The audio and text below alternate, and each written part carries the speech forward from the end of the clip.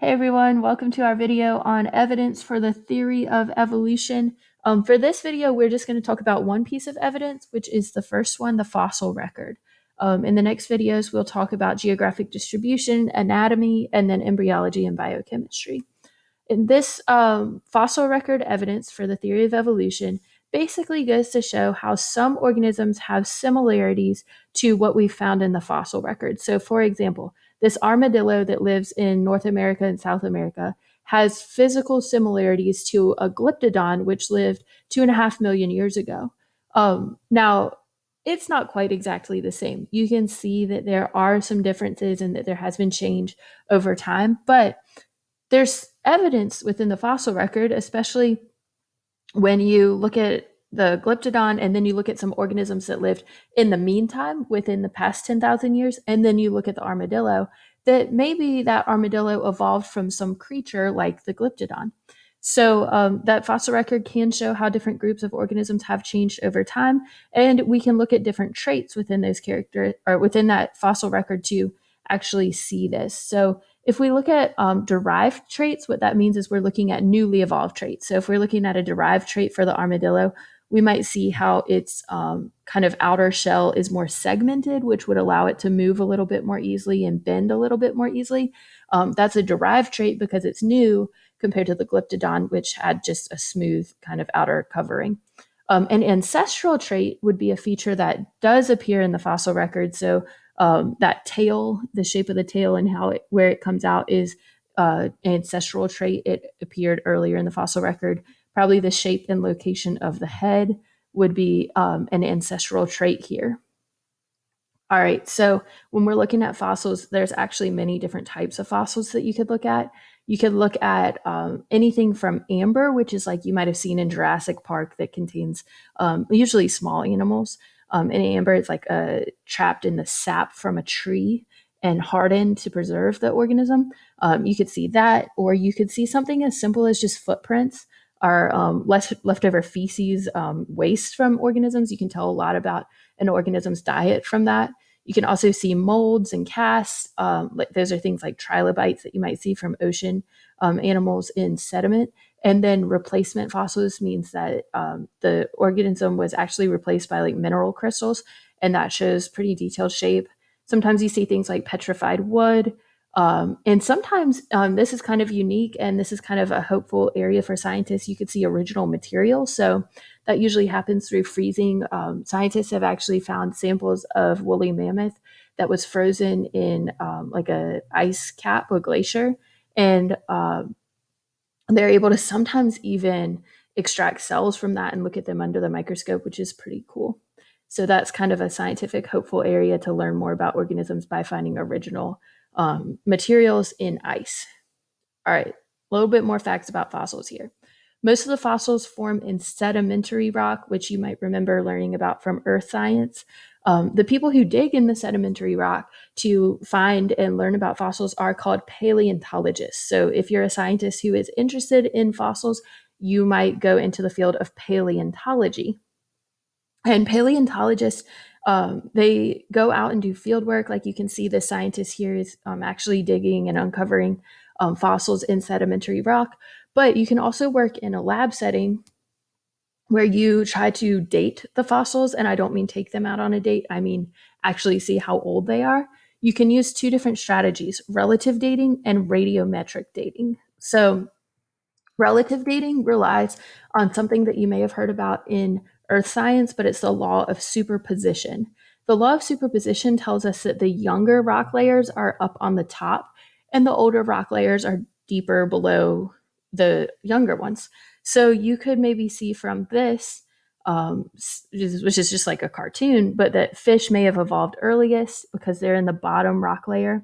And then more recently, some four legged organisms, and that maybe were reptiles. And then more recently, you're going to see things like monkeys or mammals that exist on Earth today. But the idea behind this is that the fish would have evolved earliest and the monkey latest, because the fish is deeper down in the earth than the monkey.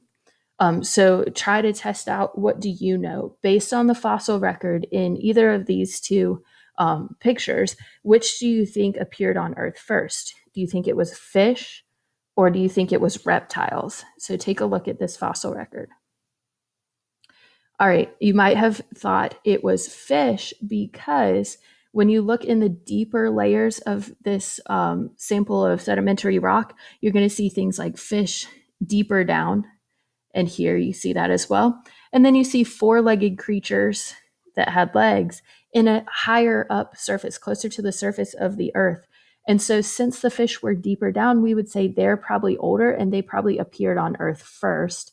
And the reptiles appeared on Earth later because they're in a higher rock level. Again, that's the law of superposition. All right, another way that is a little bit more accurate is radiometric dating. So that relative dating that we were looking at here, it kind of just relies on how deep in the earth that fossil was found. But radiometric dating actually takes a sample from the organism and looks at this radioactive isotope, carbon 14. So what happens with carbon 14 is that over time, carbon 14 will decay and it decays to become nitrogen. So there would be less carbon left in the sample and more nitrogen left in the sample after a certain amount of time. But it decays at a certain rate, and that rate is pretty steady. That rate we can measure as called a half-life. And half-life is the amount of time that it takes half of the original amount of isotope to decay. So for carbon 14, the half-life is 5,730 years.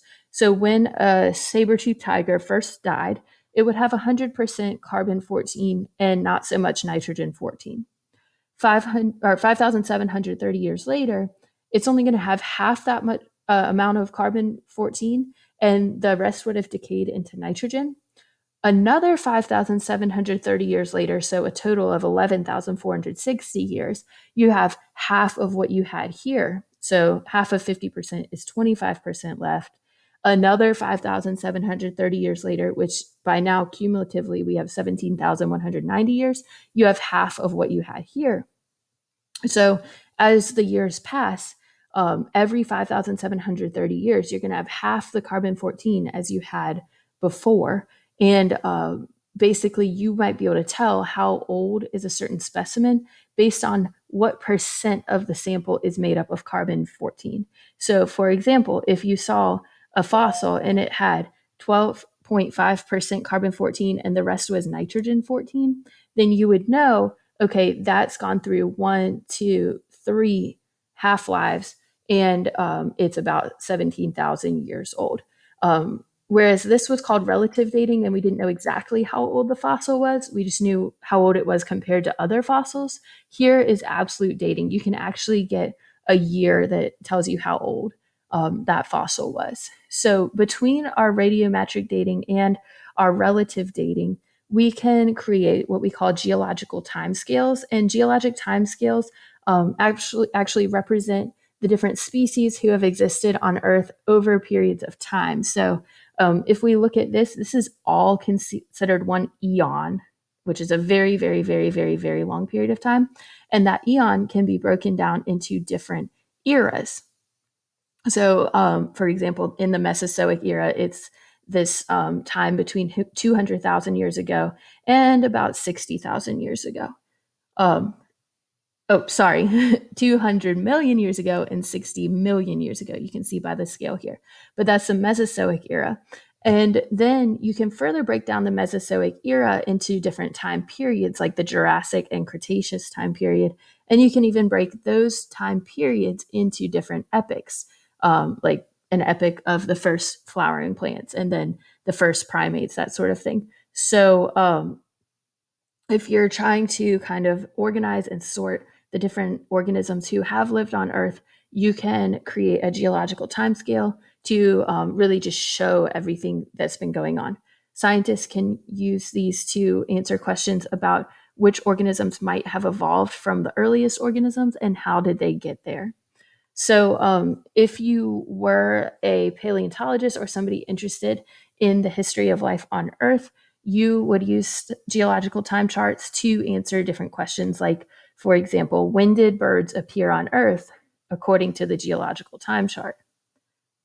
So if you're answering that question, you might look here. You might say, oh, the first birds are in the Jurassic time period. That's about 200 million years ago. You might say, when did life appear on Earth? We might look down here and say, oh, single-celled life forms.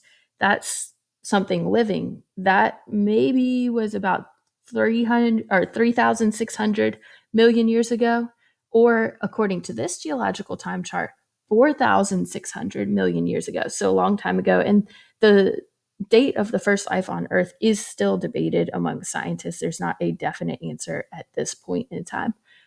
But altogether, this fossil record kind of shows how life on Earth has changed over time, and some of that can support Darwin's theory of evolution through means of natural selection and how organisms have come to be what they are today. So we've completed our study of the fossil record as a piece of evidence for theory of evolution.